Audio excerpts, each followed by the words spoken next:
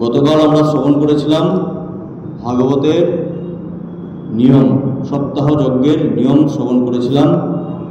তার মধ্যে আমরা এটাও শ্রবণ করেছিলাম যে সনকাদি ঋষিগণকে সুত গোস্বামী চরণ যখন এই ভাগবতী শ্রবণ করাচ্ছিলেন তখন সেখানে সুখদেব গোস্বামী চরণ এসে উপস্থিত হলেন এবং একে একে সমস্ত পার্শ্বদ নিয়ে ভগবান স্বয়ং উপস্থিত হয়ে সেখানে অনেক আনন্দ করলেন হরিনামে সমস্ত পার্শ্বদগণ।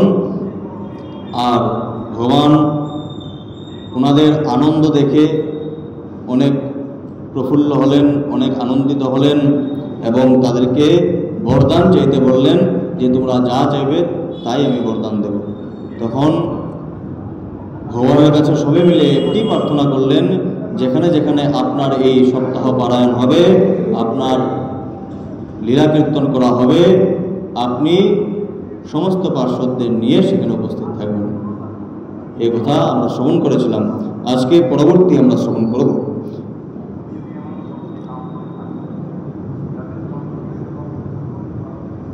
তখন ভগবান তথাস্তু বলে অদৃশ্য হয়ে গেলেন।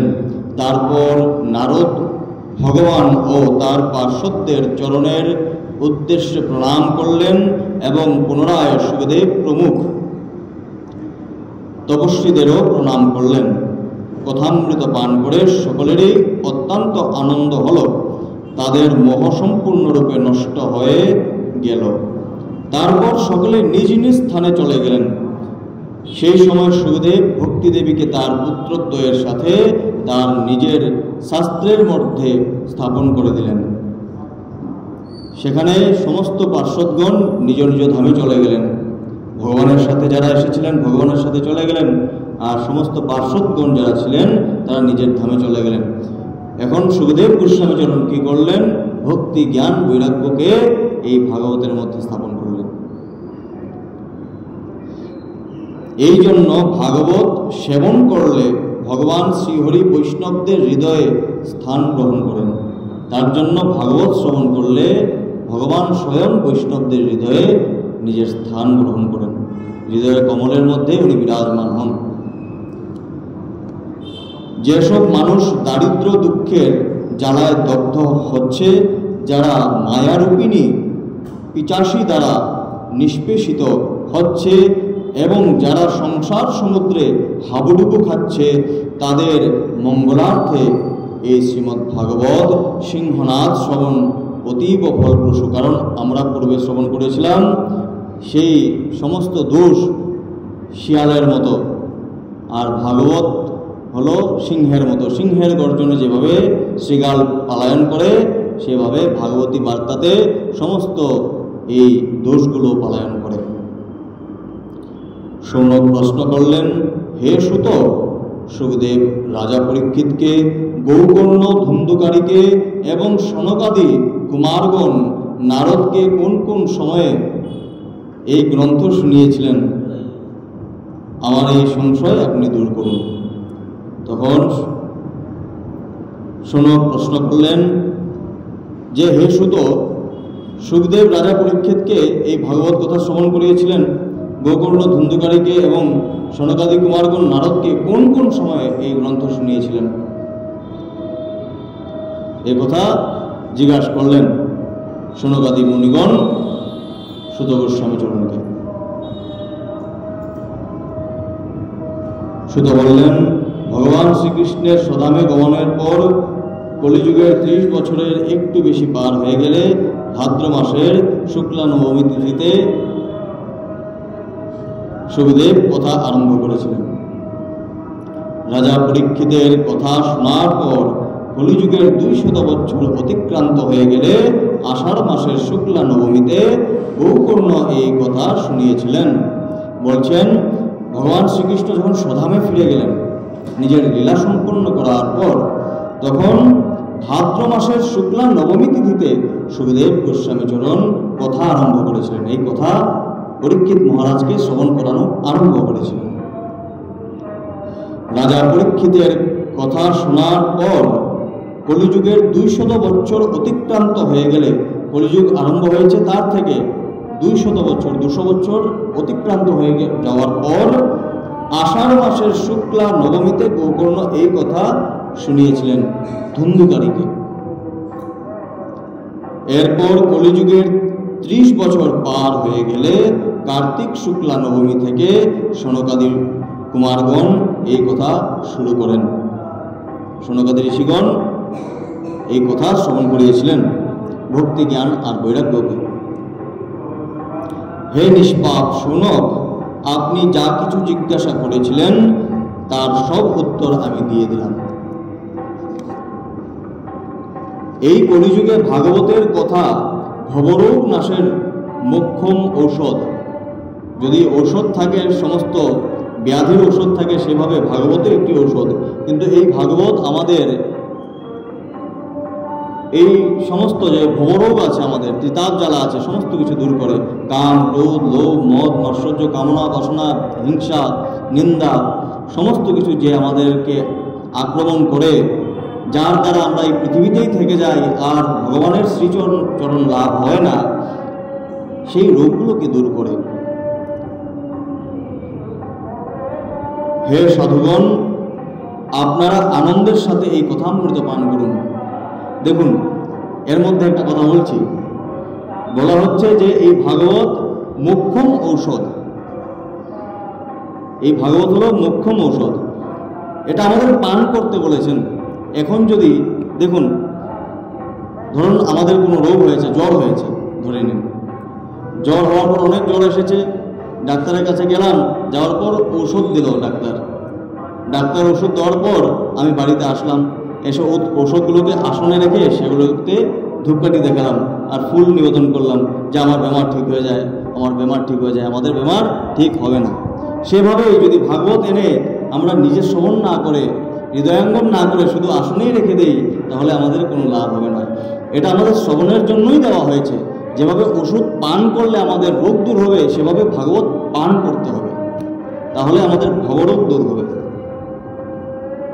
এই কথা শ্রীকৃষ্ণের অত্যন্ত প্রিয়, সর্বপাপহারী, মুক্তির একমাত্র কারণ এবং ভক্তি বৃদ্ধির পথ। এই ভাগবত শ্রবণ করলে যেরকমই শ্রবণ করুন, পাপ দূর হবে। যেভাবে বিষ যেভাবে পান করুন, ভাবে পান করুন বা যে কোনো রূপে পান করুন, সেটা হতেই করে। সেভাবে ভাগবত আপনারা যেভাবেই শ্রবণ করুন, আপনাদের পাপ ক্ষয় করে। মুক্তির একমাত্র কারণ এই ভগবত ভক্তির পথ। মুক্তির একমাত্র কারণ হলো ভাগবত, কারণ মুক্তির রাস্তা এই ভাগবত দিয়ে দিয়েছেন, কিভাবে মুক্তি প্রাপ্তি করা যায়। এই পৃথিবীতে অন্যান্য কল্যাণকারী সাধন পথের চিন্তা করে এবং তীর্থ ভ্রমণে কি হবে, নিজের দূতকে পাশ অস্ত্র হাতে নিয়ে দেখে যমরাজ তাকে কানে কানে বললেন। যখন যমদূত হাতের মধ্যে পাশ নিল প্রাণ হরণ করার জন্য, রশি থাকে, একটা পাশ থাকে, এটা দিয়ে প্রাণ হরণ করে। যখন প্রাণ হরণ করার জন্য যমদূত হাতের মধ্যে পাশ নিল, তখন যমরাজ কানে কানে একটা কথা বললেন, দেখো ভগবত কথাবার্তায় যারা মত্ত হয়ে রয়েছে তাদের কাছে যেও না, তাদের থেকে দূরে থাকবে। বলছেন যারা ভাগবত কথা শ্রবণ করছে নিত্য, তাদের সামনে তোমরা যেও না, তাদের থেকে দূরে থাকবে। আমি অন্য সকলকে দণ্ডদানে সমর্থ, কিন্তু বৈষ্ণবদের নয়। আমি সবাইকে দণ্ড দিতে পারি, কিন্তু বৈষ্ণবদের দিতে পারি না। কারণ বৈষ্ণবদের রক্ষা করেন বিষ্ণু ভগবান শ্রীকৃষ্ণ, রক্ষা করেন। ওনার দ্বারা সমস্ত ব্রহ্মাণ্ডের, অনন্ত কোটি ব্রহ্মাণ্ডের মধ্যে অনন্ত কোটি ব্রহ্মা বিষ্ণু মহেশ রয়েছেন, তাদের সমস্তের মালিক হলো ভগবান শ্রীকৃষ্ণ। এখন যমরাজ যদি কোনো বৈষ্ণবদের সামনে আসেন, তাহলে প্রভু রাগ করবেন। সেজন্য বলছেন যমরাজ যে ভুলেও যেন তোমরা কোনো বৈষ্ণবদের সামনে না যাও। এই অসার সংসারে বিষয়রূপ বিষের আসক্তিতে ব্যাকুল বুদ্ধি মানুষ সব নিজের মঙ্গলের জন্য মুহূর্তের জন্য এই সুখ কথারূপ অনুপম সুধা পান করো। এসো সকল ভাইসব, আনন্দিত কথা সম্বলিত কুপথে বৃথাই কেন ঘুরে মরছ, এই কথা কানে প্রবেশ করা মাত্র মুক্তি হয়ে যায়, এর প্রমাণ রাজা পরীক্ষিত। শ্রী সুখদেব প্রেমরস প্রবাহের স্থিত থেকে এই কথা বলেছিলেন। এই কথা যার কণ্ঠ লগ্ন হয়ে গেছে সে বৈকুণ্ঠপতি হয়ে যায়। এখানে বৈকুণ্ঠপতি হয়ে যায় বলছেন। একজন মানুষ এই কথা শ্রবণ করলে কিভাবে বৈকুণ্ঠপতি হয়ে যায়? বৈকুণ্ঠপতি তো ভগবান, এর মধ্যে তাৎপর্য আছে। বৈকুণ্ঠপতি হয়ে যায় এর অর্থ হলো যেভাবে সচ্চিদানন্দকে পাওয়ার জন্য নিজের মনটাকে সচ্চিদানন্দ বানাতে হয়, সেভাবেই বৈকুণ্ঠ প্রাপ্ত করার জন্য সেই মনটাকে সেই বৈকুণ্ঠের মতো বানাতে হবে। তখন ভগবানের সাথে আমাদের আত্মার সাথে পরমাত্মার মিল হবে, ওনার সাথে মিলে এখানে একাকারের কথা বলছেন যে ভগবান আর ভক্তে একাকার হয়ে যাবে, আত্মা পরমাত্মার মিলন হয়ে যাবে, নিজের স্বরূপে ফিরে যাবে, এটার কথা বলছেন। বৈকুণ্ঠপতি হয়ে যায়। হে সৌনক, আমি অনেক শাস্ত্র দেখার পর আপনাকে এই পরম গোপনীয় রহস্য শোনালাম। সর্বশাস্ত্রের সারতত্ত্বই এই কথা। আমি সমস্ত শাস্ত্র পড়ার পর আমি তোমাকে সারতত্ত্ব প্রদান করলাম। সমস্ত শাস্ত্রের সারতত্ত্বের মধ্যে আছে। পৃথিবীতে এই সুখ শাস্ত্রের থেকে পবিত্র আর কোনো বস্তু নেই। অতএব পরমানন্দ প্রাপ্তির জন্য এই দ্বাদশ স্কন্ধরূপ শ্রীমদ্ ভাগবতের রসপান করুন। বলছেন পরমা প্রাপ্তির জন্য, পরমানন্দ প্রাপ্তির জন্য এই ভাগবত কথা রূপ যে রস আছে তা আস্বাদন করুন। যে ব্যক্তি নিয়ম করে এই কথা ভক্তি ভরে শ্রবণ করে, আর যে ব্যক্তি শুদ্ধ মনে ভগবত ভক্তদের সামনে এই কথা কীর্তন করে, তারা দুজনেই ঠিকভাবে নিয়ম পালন করার ফলে এর যথার্থ ফল লাভ করে। তাদের জন্য ত্রিলোকে কোনো কিছুই অসাধ্য থাকে না। যারা শ্রবণ করে, যারা ভক্তদের সমীপে বসে শ্রবণ করে, যারা ভক্তদের সমীপে বসে এই ভাগবত কথা বলেন, তাদের দুজনেরই মঙ্গল হয়। যারা শ্রবণ করান, যে শ্রবণ করেন, দুজনের মঙ্গল হয়। এই ত্রিলোকে কোনো কিছু অসাধ্যতা আর থাকে না যদি ভক্তি ভরে তা শ্রবণ করে, একাগ্রচিত্ত হয়ে শ্রবণ করে।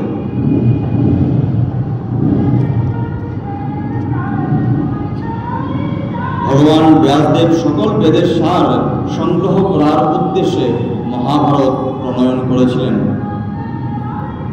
আমাদের প্রথম স্কন্ধের প্রথম অধ্যায় আরম্ভ হল। তারপর তিনি বেদান্তের সার সংগ্রহের জন্য এবং দেবর্ষি নারদের উপদেশে মুমুক্ষুদের অনুগ্রহ করার জন্য কল্পবৃক্ষের মতো অভীষ্টপ্রদ শ্রীমদ্ ভাগবত নামক মহাপুরাণ প্রণয়ন করতে প্রবৃত্ত হন।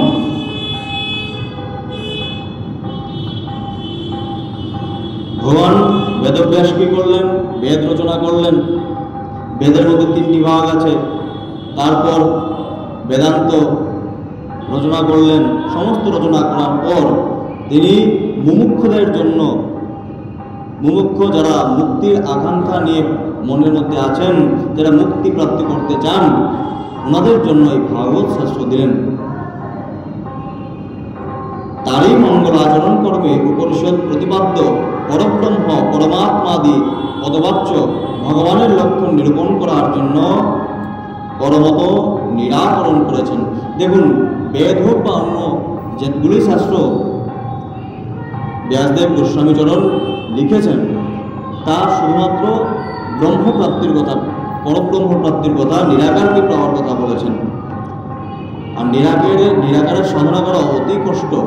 ভগবান শ্রীকৃষ্ণ গীতাতে অর্জুনকে বলছেন নিরাকারকে পেতে অনেক কষ্ট। তার জন্য এই ভাগবতের মধ্যে সাকার রূপ দিয়ে ভগবান শ্রীকৃষ্ণের লীলা আমাদের সম্মুখে কৃপা করে সুখদেব গোস্বামীচরণ শ্রবণ করিয়েছিলেন। আর ব্যাসদেব গোস্বামীচরণ এটা ভগবান গণেশকে দিয়ে, সিদ্ধিদাতা গণেশকে দিয়ে লিখিয়েছিলেন, যাতে আমরা সাকার রূপকে দর্শন করে সাকার রূপেই আমরা নিত্যলীলাতে প্রবেশ করতে পারি। যার থেকে এই জগতের সৃষ্টি, স্থিতি ও প্রলয় হয়ে থাকে,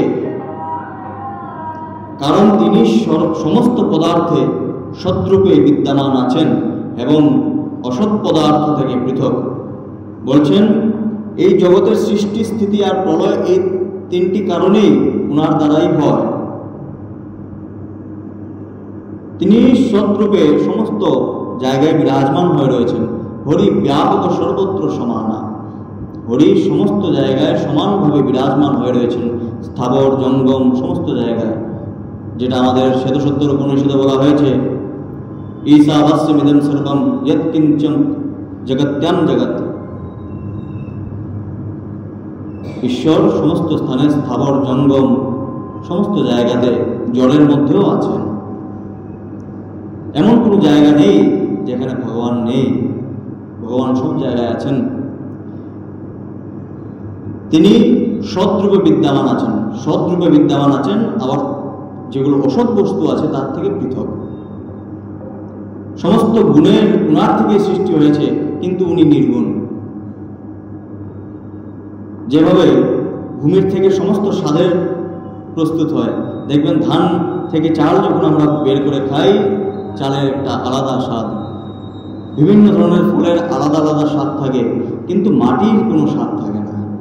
সেভাবেই সমস্ত কিছু ভগবান থেকে সমস্ত গুণের সৃষ্টি হয়েছে, কিন্তু উনি নির্গুণভাবে বসে রয়েছেন, কোনো কিছুর দ্বারা উনি আসক্তিত হন না। জড় নয়, চেতন রূপে আছেন। উনি জড় না, উনি চেতন রূপে আছেন। পরতন্ত্র নয়, স্বয়ং প্রকাশ রূপে আছেন। উনি পরতন্ত্র না, নিজে প্রকাশ হয়ে রয়েছেন জ্ঞান রূপে। যিনি ব্রহ্মা অথবা হিরণ্যগর্ভ নন, বস্তুত যিনি নিজ সংকল্প মাত্রেই ব্রহ্মার নিকটে এই বেদজ্ঞান প্রকাশ করেছেন, যার তত্ত্ব নিরূপণে জ্ঞানী গুণী পণ্ডিতরা স্তব্ধ হয়ে যান। কি বলছেন? যিনি হিরণ্যগর্ভ নন, ব্রহ্মা নন। হিরণ্যগর্ভ যার থেকে সমস্ত ব্রহ্মাণ্ডের উৎপত্তি হয়েছে, হিরণ্যগর্ভ।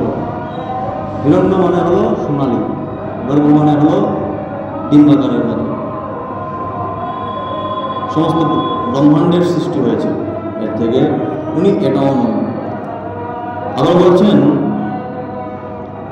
যেমন তেজময় সূর্যরশ্মিতে জলেতে স্থলেতে জলের ভ্রম হয়, তেমনি যার মধ্যে এই ত্রিগুণময়ী জাগ্রত স্বপ্ন সুষুপ্তিরূপা সৃষ্টি মিথ্যা হলেও অধিষ্ঠান সত্তাতে সত্যের ন্যায় প্রতীত হচ্ছে। দেখুন এখানে কত সুন্দর কথা বলছেন, যে যেভাবে সূর্যের রশ্মিতে জলের ভাব প্রকট হয়। দেখবেন কোনো রাস্তাতে, পাকা রাস্তাতে, পিচের রাস্তা যখন থাকে, দূর থেকে যখন সূর্যের রশ্মি একদম মধ্য আকাশে থাকে, তার মধ্যে পড়ে, বা সূর্য ডোবার সময় যখন আলোটা পড়ে, রাস্তাতে মনে হয় জলের মতো হয়ে রয়েছে। মরুভূমিতে মরীচিকা, সূর্যের রশ্মি পড়লে মনে হয় যে ঝিল হয়ে রয়েছে। তৃষ্ণার্ত যারা থাকেন, ভাবেন যে সেখানে জল আছে, তারা দৌড়ে যান, সামনে গিয়ে দেখেন সর্বত্রই বালু, জল নেই। তখন একদম থেকে অনেক পরিশ্রান্ত হয়ে তাদের মৃত্যু হয়ে যায়। সেইভাবেই এই সমস্ত যা আমরা বস্তু দেখছি, তা সব মরীচিকার মতো। সত্যি না, কিন্তু সত্যি মনে হচ্ছে। জলেতে স্থলের এবং স্থলেতে জলের ভ্রম হয়। জলেতে স্থলের কিছু কিছু জলের মধ্যে দেখা যায় কচুরিপানা এমনভাবে হয়ে থাকে, মাঠের মতো দেখা যায়। জলের মধ্যে এইভাবে সর পড়ে মাটির মতো দেখা যায়। এটা হলো আমাদের একটা ভ্রম। এই ত্রিগুণময়ী জাগ্রত স্বপ্ন সুষুপ্তিরূপা সৃষ্টি মিথ্যা হলেও অধিষ্ঠান সত্তাতে সত্যের ন্যায় প্রতীত হচ্ছে। এই ত্রিগুণ জনিত এই পৃথিবীতে যা কিছুই আমরা দেখি, সমস্ত কিছু মিথ্যা, ভ্রমের মতো। কালকে যিনি আমাদের সাথে ছিলেন, আজকে উনি আমাদের মধ্যে নেই, কল্পনার মতো হয়ে যায়। এরকম মানুষ আর খুঁজেই পাওয়া যায় না কোনো জায়গায় পৃথিবীতে। একজনই থাকে, ওনার মৃত্যুর পর আর এরকম মানুষ আর ফিরে আসে না। তাহলে কি সবই ভ্রম? আবার তপস্যার মধ্যেও ভ্রম হয়। কিভাবে? তপস্যা করতে করতে দেখবেন কিছু কিছু ব্যক্তি সিদ্ধি প্রাপ্তির জন্য চেষ্টা করে, এই তো ভ্রম হয়ে গেল, ভগবান থেকে বিচ্যুত হয়ে গেল। এটা একটা ভ্রম। এই সংসারে সমস্ত কিছুই ভ্রম। নিজের সেই স্বয়ং প্রকাশ জ্যোতির দ্বারা সর্বদা এবং সর্বতভাবে মায়া এবং মায়ার কার্য থেকে সম্পূর্ণ মুক্তরূপে অবস্থিত পরম সত্যরূপ পরমাত্মা আমরা ধ্যান করি। বলছেন, যিনি স্বয়ং জ্যোতি স্বরূপ, জ্যোতির দ্বারা সর্বদা এবং সর্বতভাবে মায়া এবং মায়ার কার্য থেকে সম্পূর্ণ মুক্ত, ওনাকে আমরা ধ্যান করি। যিনি মায়ামুক্ত, ওনাকে ধ্যান করলে আমরা নিজেকেও মায়ামুক্ত করতে পারবো, এছাড়া কেউ আমাদেরকে মায়ামুক্ত করতে পারবে না। মহামুনি ব্যাসদেব রচিত এই শ্রীমদ্ ভাগবত মহাপুরাণে মুখ্য ফল কামনা থেকেও মুক্ত পরম ধর্মের নিরূপণ করা হয়েছে। এই যে মুখ্য ফল আছে, মুখ্য প্রাপ্তি হয়, তার থেকে বড় ফলের মধ্যে প্রদান করা হয়েছে। সেই ফল হল প্রাপ্তি, ঈশ্বর প্রাপ্তি, ঈশ্বরের ধামে চলে যাওয়া। এই পুরাণে শুদ্ধান্তকরণ সৎপুরুষদের জ্ঞাতব্য সেই যথার্থ পরমাত্মা তত্ত্বের নিরূপণ করা হয়েছে, যা ত্রিতাপ, যারা নাশকারী এবং পরম মঙ্গলদায়ী। এই ভাগবতের মধ্যে অন্তরকে কিভাবে শুদ্ধ করা যায়, সৎপুরুষদের জ্ঞাতব্য সেই যথার্থ পরমাত্মা তত্ত্বের নিরূপণ করা হয়েছে, পরমাত্মার বিষয়ে বলা হয়েছে। তাহলে এখন অন্য কোনো অবলম্বন বা শাস্ত্রের আর কি প্রয়োজন? সুকৃতি পুরুষের যখনই এই পুরাণ শ্রবণের ইচ্ছা জাগে, সেই মুহূর্তেই অবিলম্বে ঈশ্বর তার হৃদয়ে এসে আসন গ্রহণ করেন। হে রসিক ভক্তবৃন্দ, এই ভাগবত বেদরূপ কল্পবৃক্ষের সুপক্ষ ফল নিগম কল্পতরুর গলিতম ফলম। বলছেন, এটা হলো সুপক্ষ ফল। সুখদেব রূপ তোতা পাখির মুখনিসৃত হওয়াতে এই গ্রন্থ পরমানন্দদায়ী সুধাতে পরিপূর্ণ হয়েছে। এই ফলের মধ্যে খোসা আটি নেই, ত্যায্য অংশটুকুও নেই। এ শুধু মূর্তিমান রস। দেহে যতক্ষণ প্রাণ আছে ততক্ষণ এই দিব্য ভাগবত রস নিরন্তর পান করতে থাকুন। দেখুন, এখানে নিরন্তর পান করতে থাকুন, এর মধ্যেও কারণ আছে। ভগবানের ভাবে যদি আমরা ভাবিত হয়ে না থাকি, বলছেন যে সময় যমদূতদের কি বলেছেন যমরাজ, যে যখন তারা ভাগবতী কথা শ্রবণ করবে তখন তাদের সামনে তোমরা যাবে না। ভগবানের চিন্তা বৈষ্ণবদের সামনে কেন যেতে মানা করছেন? কারণ বৈষ্ণবরা সর্বদাই ভগবানের চিন্তা করেন। ভগবানের চিন্তা করতে থাকলে, নিরন্তর চিন্তা করতে থাকলে যমরাজ আসবে না।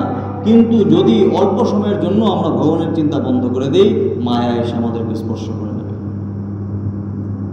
সেজন্য বলছেন, নিগম কল্পতরুর গলিতম ফলম সুখমুখাদ অমৃত দ্রবসঞ্জিতম পিবতম ভাগবতম রসমালয়ম মুহুর্হু রসিকা ভুবি ভাবুকা। মুহুর্হু শ্রবণ করুন, প্রত্যেকটি মুহূর্তে শ্রবণ করুন, মনে চিন্তা করুন ভগবানের। পুরাকালে একদা ভগবান বিষ্ণু এবং দেবতাদের পরম পুণ্যময় ক্ষেত্র নৈমিষারণ্যে শৌনকাদি ঋষিগণ ঈশ্বর লাভের নিমিত্ত সহস্র বৎসরে নিষ্পাদ্য একটি বিশিষ্ট যজ্ঞ করছিলেন। শৌনকাদি ঋষিগণ, সনক, সনন্দন, সনাতন আর সনক, এই চারজন ঋষি মোক্ষ লাভের আশাতে যজ্ঞ করছিলেন সহস্র বছর ধরে। একদিন সেই ঋষিগণ প্রাতকালে নিত্য নৈমিত্তিক হোমাদি কর্ম সমাপ্ত করে সুতকে সমাদরে আপ্যায়ন করে পূজা করছিলেন এবং তাকে উচ্চাসনে বসিয়ে আগ্রহ সহকারে এই প্রশ্ন করেছিলেন। এই যজ্ঞ করার সময় কোনো কোনো জায়গাতে বর্ণনা করা আছে, যজ্ঞ করতে করতে ওনাদের শরীরে যে দিব্য তেজ আছে তা কালো রঙ হয়ে গিয়েছিল, এত যজ্ঞ করেছিল, কিন্তু মুক্তি আর প্রাপ্তি হল না, মুখ্য প্রাপ্তি হল না। তখন সেই সময় সে সুধ গোস্বামী চরণ সুখদেব গোস্বামীর আদেশ পেয়ে সেখানে উপস্থিত। তখন সুধ গোস্বামী চরণকে দেখে শৌনকাদি ঋষিগণ ওনাকে যথার্থ সম্মান করে উচ্চাসনে বসতে দিলেন। ঋষিগণ বললেন, হে নিষ্পাপ সুত, আপনি সমস্ত ইতিহাস, পুরাণ এবং ধর্মশাস্ত্র বিধিপূর্বক অধ্যয়ন করেছেন এবং ভালোভাবে সেগুলো ব্যাখ্যাও করেছেন। বেদবেত্তাগণের মধ্যে শ্রেষ্ঠ ভগবান বাদরায়ণ এবং ভগবানের সগুণ নির্গুণ ব্রহ্মতত্ত্বে অভিজ্ঞ অন্যান্য মুনিগণও যা জেনেছেন, তাদের যে জ্ঞান সেই সবই আপনারই যথাযথ অবগত আছেন। বলছেন বাদরায়ণ ঋষি ছিলেন ব্রহ্মসূত্র যে লিখেছিলেন, ব্রহ্মসূত্রের পিতাও বলা হয় বাদরায়ণ ঋষি। আর ভগবানের সগুণ আর নির্গুণ যে ব্রহ্মতত্ত্ব আছে, তার সমস্ত যে মুনিগণ বর্ণনা করে গিয়েছেন, তার সমস্ত কিন্তু সুত গোস্বামী জানতেন, সমস্ত কিছুর প্রতি ওনার জ্ঞান ছিল। আপনার মন সরল, অশুদ্ধ, তাই আপনি তাদের কৃপা ও অনুগ্রহের পাত্র হয়েছেন। আপনার মন শুদ্ধ আর সরল, তার জন্য সমস্ত ঋষিগণ আপনাকে সমস্ত জ্ঞান প্রদান করেছে। গুরুজনগণ তাদের স্নেহের পাত্র শিষ্যকে গুহ্য থেকে গুহ্যতম তত্ত্বের উপদেশ দিয়ে থাকেন। গুরুদেব কাকে এই গুহ্যতম শিক্ষা দেন? যিনি সুপাত্র হন, যিনি এটা গ্রহণ করার শক্তি আছে, যে গ্রহণ করার পর অন্যকে আর বলবে না, পরবর্তীকে যে পাত্র থাকবে তাকেই দান করবে। এমন গুহ্যতম কথা যে লুকিয়ে রাখতে পারবে তাকেই তো দান করবে। হে আয়ুষ্মান, এইসব শাস্ত্র, পুরাণ আর গুরুজনদের উপদেশ সকলের মধ্যে কলিযুগের জীবের পরম কল্যাণকারী সহজ সাধন আপনি কি মনে করেন? বলছেন আপনি যা কিছুই শুনেছেন, শ্রবণ করেছেন, যে সকল জ্ঞান আপনার মধ্যে উপস্থিত রয়েছে, সমস্ত শাস্ত্র যা আপনি পড়েছেন, তার মধ্যে সর্বশ্রেষ্ঠ কি, সর্বকল্যাণকারী কি, সেই সাধনটা আমাদেরকে বলুন। সমস্ত শাস্ত্র পড়তে পড়তে তো আমাদের সারা জীবন চলে যাবে, শত জন্ম আমাদের হলেও আমরা শাস্ত্র শেষ করতে পারবো না। আমাদের জন্য প্রশ্ন করছেন সনকাদি ঋষিগণ যে সমস্ত যে শাস্ত্র আপনি পড়লেন তার থেকে একদম যেটা মুখ্য সাধন, তাই আমাদেরকে প্রদান করুন, আমাদের উপদেশ করুন। আপনি সাধু সমাজের ভূষণ। এই কলিযুগে মানুষের আয়ু অল্প, সাধন ভজনে তাদের রুচি এবং প্রবৃত্তিও নেই, মানুষ অলস হয়ে গেছে, তাদের ভাগ্য তো মন্দই, বুদ্ধিও অতি সামান্য, সেই সঙ্গে নানা রকম বাধা বিঘ্নে বিপর্যস্ত। এই কলিযুগের মানুষের আয়ু অল্প, তার মধ্যে পঞ্চভৌতিক শরীরের দ্বারা ত্রস্ত, আর যুগের প্রভাবে মানুষ অলস হয়ে যাচ্ছে। যেতটুকু অত্যাধুনিক হচ্ছে আমাদের সমাজ, আধুনিক হতে হতে আমাদের আরাম পেয়ে পেয়ে আমাদের আলসতায় এসে পড়ছে।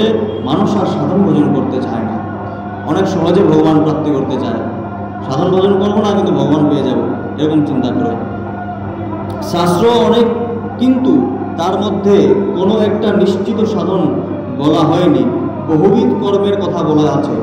যে কোনো শাস্ত্রেই পড়া হোক, সমস্তর মধ্যে কর্ম আর কর্ম দেওয়া হয়েছে। এছাড়া যেসব এত বিস্তারিত যে তার এক অংশ শোনা বেশ কঠিন, এত কঠিন শাস্ত্রের শ্লোকগুলো বা এর মধ্যে যেগুলো ব্যাখ্যা করা হয়েছে তা এত কঠিন যে এক অংশ শোনাও অনেক কঠিন, একটা অংশ যেন শুনে বুঝবো তাও অনেক কঠিন।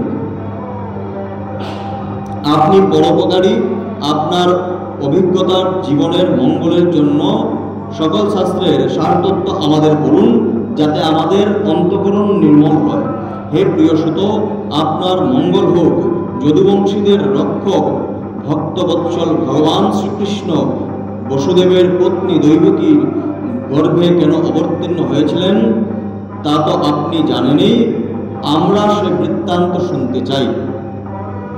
গ্রন্থের প্রথমে এই কথা জিজ্ঞাসা করছেন, কিন্তু দশম স্কন্ধ থেকে আমরা এটা শুনতে পাই। আপনি দয়া করে আমাদের সেই কাহিনী বর্ণনা করুন, কারণ জীবের মঙ্গল এবং ভগবত প্রেম বৃদ্ধি করার জন্যই ভগবান অবতার হয়। জীবের মঙ্গলের জন্য, জীবকে উদ্ধার করার জন্য ভগবানের প্রকট হন। ভগবান আমাদের এই ধরাধামে অবতীর্ণ হন। প্রকৃতির বশীভূত জীব জন্ম মৃত্যুর ঘোর চক্রে পাক খাচ্ছে, এই অবস্থাতেও যদি সে কখনো ভগবানের মঙ্গলময় নাম উচ্চারণ করে, সেই ক্ষণেই সে মুক্ত হয়ে যায়, কারণ স্বয়ং ভয় ভগবানকে ভয় করে। হে সুত, পরম অনাসক্ত শান্ত মুনিগণ সর্বদা ভগবানের শ্রীচরণের শরণেই থাকেন। শান্ত ঋষিগণ সর্বদাই ভগবানের শ্রীচরণের মধ্যেই ধ্যান থাকে। গীতা পড়ার পর দেখবেন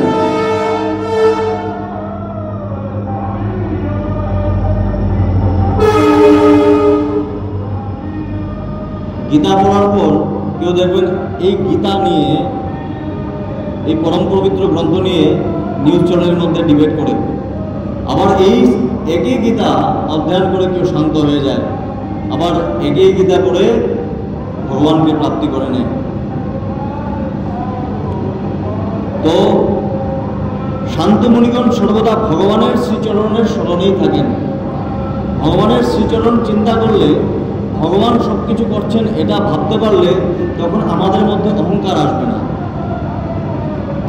তাই তাদের স্পর্শ মাত্রেই জীবকুল তৎক্ষণাৎ পবিত্র হয়ে যায়। শুদ্ধ ঋষি মুনি যারা রয়েছেন, যারা সর্বদাই শ্রী গোবিন্দের চরণে মন দিয়ে রাখেন, তাদের স্পর্শেও আমরা শুদ্ধ হয়ে যাই, তাদের দর্শনেও আমরা শুদ্ধ হয়ে যাই, তাদের দর্শনেও আমাদের মনের মধ্যে ভাব জাগরিত হয়। কিন্তু বহুদিন ধরে গঙ্গা জলে স্নানাদি করলে তবেই সে পবিত্র হয়। এইরূপ পুণ্যকীর্তি ভক্ত যার লীলা কীর্তন করতে থাকে, সেই ভগবানের কলি দুঃখ পহারিণী পবিত্র কীর্তি মুমুক্ষ কোন ব্যক্তি বা শ্রবণ না করবে? এরকম একটা পবিত্র গ্রন্থ যে মুমুক্ষদের মুক্তি প্রদান করতে পারে, এইরকম গ্রন্থ কে না শ্রবণ করবে? তিনি লীলাচ্ছলেই তো অবতার ধারণ করলেন। নারদাদি মহাত্মাগণ তার উদার কীর্তি কাহিনী গান করেছেন। দয়া করে আমাদের কাছে সেই কাহিনী বর্ণনা করুন। হে ধীমনসুত, সর্বসমর্থ প্রভু নিজ মায়া শক্তি দ্বারা স্বচ্ছন্দে লীলা বিহার করেন। আপনি এবার সেই শ্রীহরির মঙ্গলময়ী অবতার কাহিনী বর্ণনা করুন। পুণ্যকীর্তি ভগবানের লীলা লহরী শুনতে শুনতে আমাদের কখনো তৃপ্তি হতে পারে না। বলছেন ভগবানের লীলা কথা যেতই শ্রবণ করাবেন আমাদের আর তৃপ্তি হবে না, যেতই শ্রবণ করাবেন মনে হবে আরও পান করি, আরও আস্বাদন করি, আরও আস্বাদন করি। কারণ রসজ্ঞ শ্রোতা পদে পদে ভগবানের লীলার মধ্যে নবনব রসের অনুভূতি হয়। যারা রসিক শ্রোতা আছে, ভগবানের প্রত্যেকটি কথার মধ্যে নবনব রসের তারা অনুভব করে। শুনবে একই কথা, কিন্তু তাদের মনে হচ্ছে যে আমরা নতুন করে শুনছি। ভগবান শ্রীকৃষ্ণ নিজেকে গোপন রেখে লোকচক্ষুর সামনে এমন আচরণ করতেন যেন মনে হতো তিনি কোনো সাধারণ মানুষ। ভগবান শ্রীকৃষ্ণ মায়া দ্বারা এমনভাবে মানুষকে ভুলিয়ে রাখতেন, ব্রহ্মাকেও তো মায়ার মধ্যে ফেলে দিলেন। এমনভাবে ঢুকিয়ে রাখতেন, মানুষ তো সাধারণ মানুষগুলোকে অন্য করতেন। অর্জুন যখন প্রথম অধ্যায়ের মধ্যে তো শুধুমাত্র অর্জুনের বিষাদ যোগ, তারপর দ্বিতীয় অধ্যায় থেকে ভগবান উপদেশ দেওয়া আরম্ভ করলেন। দ্বিতীয় অধ্যায়ের উপদেশ দেওয়ার পর ভগবান বুঝতে পারলেন অর্জুন তো বুঝতে পারছে না, কারণ অর্জুন আমাকে সাধারণ মানুষ ভাবে, আমাকে রাখাল বালক ভেবে, আমাকে নিজের মিত্র ভেবে আমার কথা শ্রবণ করছে। তার আমার প্রতি শ্রদ্ধা নেই। একজন বন্ধুর অন্যজন বন্ধুর প্রতি যেরকম শ্রদ্ধা থাকে বা যেরকম ভাব থাকে, তারও আমার প্রতি সেরকমই ভাব। তার জন্য কি করতে হবে? আমার নিজের স্বরূপ তাকে বলতে হবে। তিনি কি করলেন? জ্ঞান যোগের মধ্যে, কর্মযোগের মধ্যে অল্প অল্প নিজের যে রূপ আছে, নিজের স্বরূপ তিনি বিস্তার করতে আরম্ভ করলেন। বললেন যে সর্বপ্রথম আমি সূর্যকে এই গীতার জ্ঞান প্রদান করলাম। অর্জুন তখনও বুঝলেন না। অর্জুন বলছেন সূর্যের জন্ম তো কল্পান্তর পূর্বে হয়েছে, আপনি তো সেদিন বসুদেবের গৃহে আপনার জন্ম হয়েছে, আপনি কিভাবে সূর্যকে এই এই গীতার পরম উপদেশ দিলেন?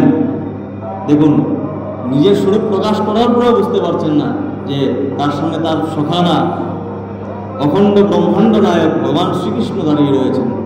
বুঝাতে বুঝাতে সমস্ত অধ্যায় পার হচ্ছে, আর অর্জুন বুঝতে পারছে না।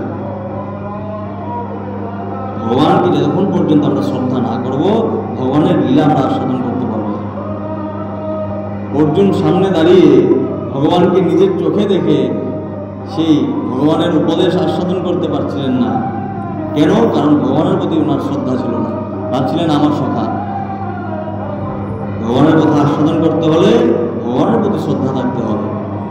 যদি বলরামের সাথে এমন লীলাও করেছেন, এমন পরাক্রমও দেখিয়েছেন যা মানুষের পক্ষে অসাধ্য, বলরামের সঙ্গে এমন এমন কাজ করেছেন, গিরি গোবর্ধন ধারণ তো উনি করেছেন, কালিয়ানাগ দমন করেছেন, সমস্ত ব্রজবাসীগণ দর্শন করেছেন, তারপরেও এটা এক ধরনের প্রেমও বলা যেতে পারে ভগবান শ্রীকৃষ্ণের প্রতি। কলিযুগ আগত জেনে আমরা এই বিষ্ণু ক্ষেত্রে এক দীর্ঘকাল ব্যাপী যজ্ঞের সংকল্প করেছি। এই যে বিষ্ণু স্থান আছে নৈমিষারণ্য, নৈমিষ হলো ভগবানের চক্রের থেকে, নিমিষ মানে হলো একদম মধ্যস্থলের কেন্দ্রবিন্দু। সেই ভূমিতে পতন হয়েছিল, সেখানে পাতাল পর্যন্ত সেটা চলে গিয়েছিল, সেখানে সরোবরের প্রকট হয়েছিল। আমি কোনোদিনও যাইনি, গ্রন্থতে পড়েছি। শ্রীহরির কথা শ্রবণের সুযোগ পেয়েছি। এই কলিযুগ অন্তঃকরণের পবিত্রতা ও বীর্যনাশকারী এর থেকে নিস্তার পাওয়া কঠিন। সমুদ্র পার হওয়ার জন্য যেমন কর্ণধার প্রয়োজন, সেই রকমই কলিযুগের দুষ্ট প্রভাব থেকে নিস্তার পেতে ইচ্ছুক আমাদের ব্রহ্মা আপনাকে পাইয়ে দিয়েছেন। ধর্মরক্ষক ব্রাহ্মণ ভক্ত যোগেশ্বর ভগবান শ্রীকৃষ্ণ নিজ ধামে গমন করার ধর্ম এখন কাকে আশ্রয় করে রেখেছেন সে কথা বলুন। ভগবান শ্রীকৃষ্ণ তো চলে গেলেন স্বধামে, এখন ধর্ম কার আশ্রয় করে রয়েছেন, ধর্ম কার দ্বারা রক্ষিত হচ্ছে তাও আমাদেরকে বলুন। ব্যাসদেব বললেন, শোনকাদি ব্রহ্মজ্ঞ ঋষিদের এই প্রশ্ন শুনে রোমহর্ষণের পুত্র উগ্রশ্রবার খুব আনন্দ হল। রোমহর্ষণ উনি পুত্র ছিলেন উগ্রশ্রবা, যাদেরকে আমরা সুত বলি। রোমহর্ষণ মুনিকে বলরাম যখন দেখলেন উনি এই পুরাণের কথা শ্রবণ করাচ্ছেন, বলরাম গিয়ে উপস্থিত হলেন, ওনাকে সম্মান দিলেন না, উঠে দাঁড়ালেন না, তখন উনি রোমহর্ষণ মুনিকে বধ করলেন। পিতা এখন সুত গোস্বামী চরণ সেখানে উপস্থিত, ওনাকে বরদান দিলেন। অনেক বড় কথা, অল্প কথা বলছি। বরদান দিলেন যে সমস্ত যা তোমার পিতা জানতো, সমস্ত শাস্ত্র তার তোমার না পড়ে সমস্ত মুখস্থ হয়ে যাবে। তারপরেও উনি অধ্যয়ন করেছেন। কি বলছেন? শোনকাদি ব্রহ্মজ্ঞ ঋষিদের এই প্রশ্ন শুনে রোমহর্ষণ পুত্র উগ্রশ্রবার অনেক আনন্দ হল। ঋষিদের সেই মঙ্গলময় প্রশ্নের প্রশংসা করে তিনি উত্তর দিতে আরম্ভ করলেন। সুত বললেন, সুখদেবের তখনও উপনয়ন সংস্কার হয়নি, সুতরাং তার কোনো লৌকিক বা বৈদিক কর্মানুষ্ঠানের সুযোগ নেই। সুখদেব গোস্বামী যখন জন্ম হওয়ার সাথে সাথে, ভূমিষ্ঠ হওয়ার সাথে সাথেই নিজের যে নারী আছে, নাভির নারী কাঁধের মধ্যে নিয়েই তো হাঁটা আরম্ভ করলেন, যাতে মায়ার ওনাকে স্পর্শ না করতে পারে। ওনার লৌকিক কোনো কাজ হয়নি। লৌকিক মানে আমাদের সমাজে যেগুলি প্রথা প্রচলিত আছে, আর বৈদিক যেগুলো আমাদের নিয়ম করানো হয়, মন্ত্রের দ্বারা শুদ্ধিকরণ করানো হয়, সেগুলো। এই অবস্থায় তিনি একলাই সন্ন্যাস গ্রহণের উদ্দেশ্যে চলে যাচ্ছিলেন। দেখে তার পিতা ব্যাসদেব বিরহে কাতর হয়ে হে পুত্র, হে পুত্র বলে উচ্চস্বরে ডাকতে লাগলেন। সেই সময় বৃক্ষ সকল যেন সুখদেবের সঙ্গে একাত্মবোধ করে তার সঙ্গে উত্তর দিয়েছিলেন, হে সর্বভূতময় সর্বভূত হৃদয় সুখদেবের কে আমরা নমস্কার জানাই। উনি ব্রহ্মজ্ঞানী ছিলেন, সমস্ত সংসারের মধ্যে ব্রহ্ম দর্শন করতেন। সবার মধ্যেই তো, গাছপালার মধ্যেও তো ব্রহ্ম বিদ্যমান হয়ে রয়েছেন। সেই সমস্ত তাদের সাথে সুখদেব গোস্বামীর কানেকশন হচ্ছিল, আর সেই গাছগুলো মনে হচ্ছিল যে বলছে সুখদেব গোস্বামী চরণকে আমরা প্রণাম করি। এই শ্রীমদ্ ভাগবত অত্যন্ত গোপনীয় রহস্যাত্মক পুরাণ। আমি প্রথমে বলেছিলাম এই ভাগবতের মধ্যে প্রত্যেকটি কথার মধ্যে রহস্য লুকিয়ে আছে। যিনি রহস্য ভেদ করবেন তিনি পরমাগতি প্রাপ্ত করতে পারবেন। এই পুরাণ ভগবৎ স্বরূপকে অনুভব করায় এবং সমস্ত বেদের সার। সংসার চক্রে আবদ্ধ জীব যারা এই অজ্ঞান অন্ধকার থেকে পার হতে চায় তাদের কাছে আধ্যাত্মিক তত্ত্ব প্রকাশক এক অদ্বিতীয় প্রদীপ। বলছেন যারা এই অজ্ঞান অন্ধকার থেকে দূর হতে চায়, যারা তত্ত্বজ্ঞান লাভ করতে চায়, নিজেকে চিনতে চায়, তারা এই ভাগবত হলো প্রদীপের মতো স্বয়ং প্রকাশক। প্রকৃতপক্ষে বড় বড় মুনি ঋষিদেরও আশ্চর্য সুখদেব করুণা পরবশ হয়ে এর বর্ণনা করেছেন। আমি তার স্মরণ গ্রহণ করছি। মানুষ্য মধ্যে সর্বশ্রেষ্ঠ ভগবানের অবতার ঋষি নরনারায়ণকে, দেবী সরস্বতীকে এবং ব্যাসদেবকে প্রণাম করে অন্তরের সমস্ত বিকার দূরকারী এই শ্রীমদ্ ভাগবত মহাপুরাণ পাঠ করা কর্তব্য। হে ঋষিবৃন্দ, সমগ্র জগতের কল্যাণকারী অতি সুন্দর প্রশ্ন আপনারা আমাকে জিজ্ঞাসা করেছেন। একজন সাধুগণ যখন প্রশ্ন করেন ওনাদের দ্বারা সকলের মঙ্গল হয়। সনকাদি ঋষিগণ সমস্তই জানতেন, কারণ ওনারা ভগবানের পার্শ্বদ ছিলেন। ওনাদের আর প্রাপ্তির কোনো কিছু নেই, ওনারা স্বয়ং ভগবানের পার্শ্বদ, ভগবানের স্থানেই ওনারা থাকেন। ওনারা প্রশ্ন করছেন আমাদের জন্য যে আপনি সমস্ত বেদের সার, সমস্ত শাস্ত্রের সার একদম সংক্ষেপে আমাদের কাছে প্রকাশ করুন, যার দ্বারা সমস্ত জীবের কল্যাণ হয়।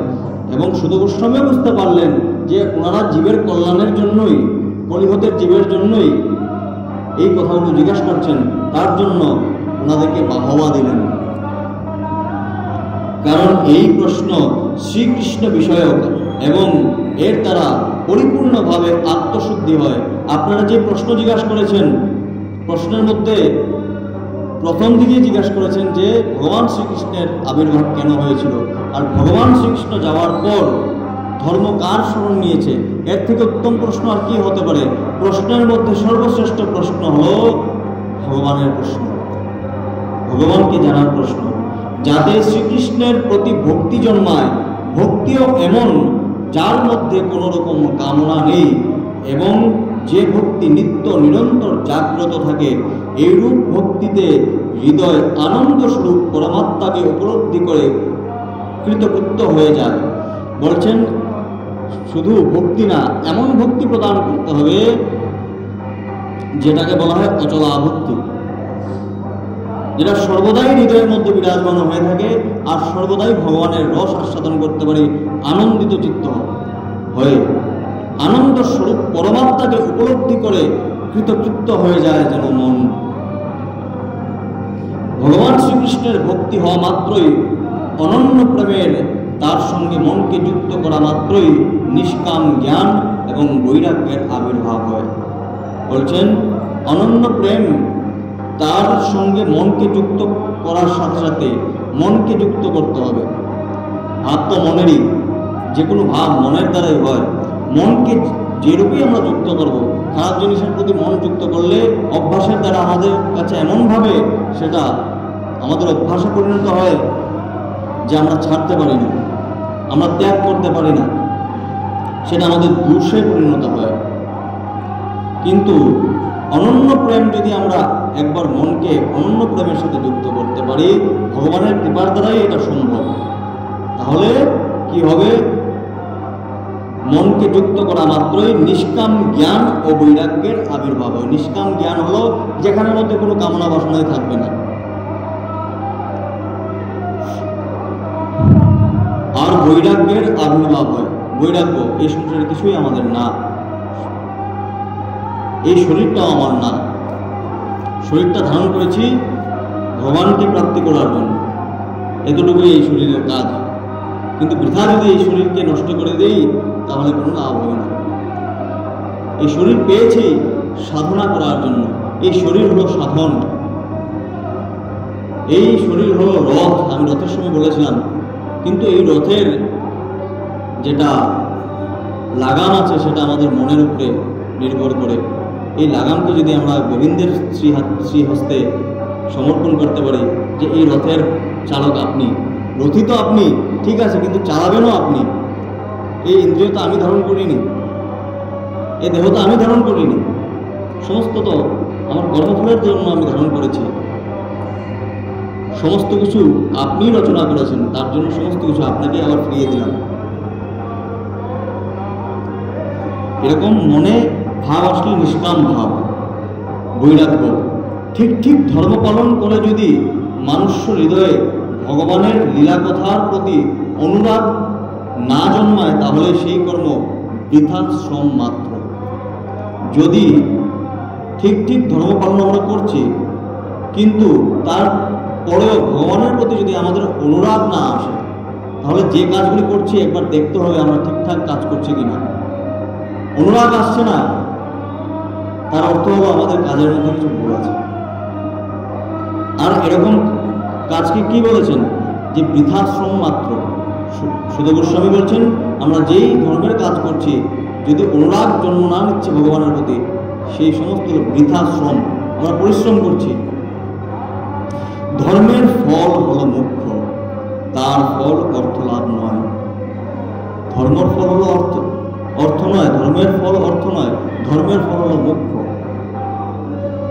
ভগবান যে বলছেন, যদা যদা হি ধর্মস্য গ্লানির্ভবতি ভারত অভ্যুত্থানমধর্মস্য তদাত্মানম সৃজাম্যহম পরিত্রাণায় সাধুনাম বিনাশায় চ দুষ্কৃতাম ধর্ম সংস্থাপনার্থায় সম্ভবামি যুগে যুগে।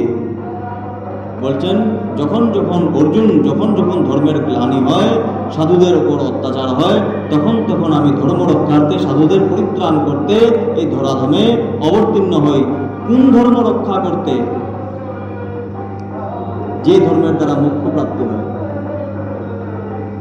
পৃথিবীতে অনেক ধর্ম আছে, পিতার প্রতি পুত্রের ধর্ম, পুত্রের প্রতি পিতার ধর্ম, আত্মীয় স্বজনদের প্রতি ধর্ম, অতিথির প্রতি ধর্ম, সংসারের বিভিন্ন ধর্ম, কর্তব্য, সমস্ত কিছুর মধ্যে আমরা আটকে রয়েছি। কিন্তু মুখ্য যে ধর্ম আছে তা হলো ঈশ্বর প্রাপ্তি, মুখ্য লাভ করা। এই ধর্মই ভগবান বলছেন। কারণ ভগবান জানতেন যে পরিত্রাণায় সাধুনাম, সাধুদের যদি পরিত্রাণ করি, তাহলে সাধুদের দ্বারা, সাধু সঙ্গের দ্বারা সবাই মুখ্য প্রাপ্তি করার জ্ঞান প্রাপ্ত করতে পারবে।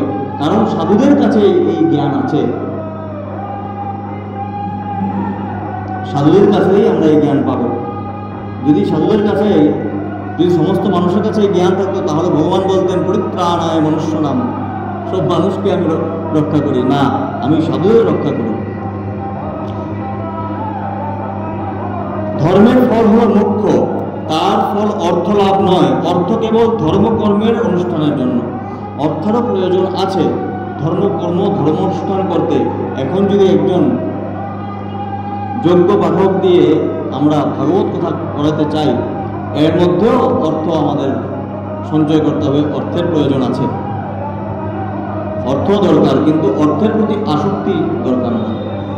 আমরা সমস্ত কিছু কার্য করাবো, ভাগবত পাঠ করাবো, সমস্ত কিছু করাবো, তার জন্য অর্থ উপার্জন করবো, তার মধ্যে অর্থ ব্যয় করবো, কিন্তু তার প্রতি যাতে আসক্তি না থাকে, তারপর যাতে চিন্তা করতে না হয় এই এত টাকা খরচ হয়ে গেল। ভোগ বিলাস বা ভোগ্য পদার্থ লাভ ধর্মকর্মের ফল নয়। ভোগ বিলাস করা এ ধর্মকর্মের ফল নয়। ইন্দ্রিয়ের তৃপ্তি বিষয় ভোগের ফল নয়। বিষয় ভোগ প্রয়োজন কেবলমাত্র জীবন নির্বাহন করার জন্য। বিষয় ভোগ করতে হবে যথারীতি, বিষয় ভুঞ্জ অনাসক্ত হইয়া। বিষয় ভোগ করো, কিন্তু অনাসক্ত ভাব নিয়ে ভোগ করো, তাহলে এর মধ্যে কোনো কর্মফল স্পর্শ করবে না। নানা রকম কর্মের অনুষ্ঠান করে স্বর্গাদি লাভ করাও ফল বা লক্ষ্য নয়। আমরা সমস্ত কাজকর্ম করবো, স্বর্গ লাভ করবো, পুণ্য লাভ করে স্বর্গ প্রাপ্তি করবো, এটাও আমাদের ধর্মের ফল নয়। তত্ত্ববেত্তাগণ জ্ঞাতা আর জ্ঞেয়ের অভেদ অখণ্ড অদ্বিতীয় সচ্চিদানন্দ স্বরূপ জ্ঞানকেই তত্ত্ব বলে থাকেন। যারা ব্রহ্মজ্ঞানী পুরুষ আছেন, যারা তত্ত্বজ্ঞ ব্যক্তিরা আছেন, তারা সেই পরমাত্মা বা ভগবানকে প্রাপ্ত করার যে জ্ঞান আছে তাকেই মুখ্য বলে ভাবেন। কি বলছেন? অদ্বিতীয় সচ্চিদানন্দ জ্ঞানকেই তত্ত্ব বলে থাকেন। সচ্চিদানন্দকে জানার জন্য যে জ্ঞান, সচ্চিদানন্দের মতো আমাদের মনকে গঠন করার জন্য জ্ঞান। কারণ দুধের সাথে মিশতে হলে দুধ হতে হবে, জলের সাথে দুধের সাথে যদি জলের সাথে মিলতে গেলে আমাদের জল হতে হবে, জলের সাথে তেলের কোনোদিনও মিলন হবে না। সেভাবেই আমাদের যদি সচ্চিদানন্দ বিগ্রহকে জানতে হয় তাহলে মনকে সচ্চিদানন্দ স্বরূপ করতে হবে। আমরা নিজে সচ্চিদানন্দ হতে পারবো না, কিন্তু মনকে তো করতে পারবো। এই কথাই বলছেন। সেই তত্ত্বকে কেউ বলে ব্রহ্ম, কেউ বলে পরমাত্মা, কেউ বলেন ভগবান। শ্রদ্ধালু মুনিজন ভাগবত শ্রবণ থেকে প্রাপ্ত জ্ঞান বৈরাগ্যযুক্ত ভক্তিতে নিজ হৃদয়ে সেই পরমাত্মা স্বরূপ পরমাত্মা অনুভব করেন। সেই সনকাদি ঋষিগণ নিজ নিজ বর্ণ আশ্রম অনুসারে মানুষ যে ধর্মের অনুষ্ঠান করে তা পূর্ণ সিদ্ধি হল শ্রীহরির প্রীতি সম্পাদন। যে যেই বর্ণাশ্রমে আছে সেই বর্ণাশ্রমের মধ্যে থেকে সবচেয়ে বৃহৎ যে কাজ আছে নিজের বর্ণাশ্রমে থেকেই শ্রীহরির প্রীতি সাধন করা, শ্রীহরিকে সন্তুষ্ট করা, এটাই হলো আমাদের পরম লক্ষ্য।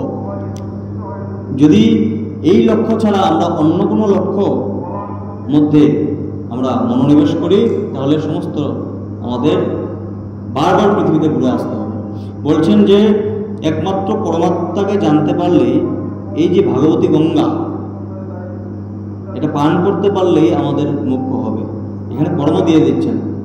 শ্রবণ কিভাবে করলে, কাকে জানতে পারলে, কার চরণাশ্রয় করলে, শ্রবণ করলে আমাদের পরম মঙ্গল হবে, আমরা মুখ্য প্রাপ্তি করতে পারবো, সেই সমস্ত জ্ঞান একে একে আমাদেরকে বুঝিয়ে দিচ্ছেন। সেটা আমাদের পালন করতে হবে। আমি পূর্বদিনও বলেছিলাম, মন্থন করতে হবে, মনন করতে হবে। মনের মধ্যে যতই মনন করব ততই সেই নবনীত প্রস্তুত হবে। আর আস্তে আস্তে আমাদের মন, আমাদের অনুরাগ ভগবান শ্রীকৃষ্ণের প্রতি আসবে। তো আজকে ভাগবতের বিশ্রাম দিলাম। আগামীতে আমরা বাকি ভগবানের সেই তত্ত্ব আমরা শ্রবণ করব। শ্রীমদ্ ভাগবত প্রেমানন্দে নিতাই গৌর হরি হরি বল। শ্রী রাধা গোবিন্দ প্রেমানন্দে নিতাই গৌর হরি হরি বল। বল ভাগবত ভগবান কি, বল রাধা রানী জি।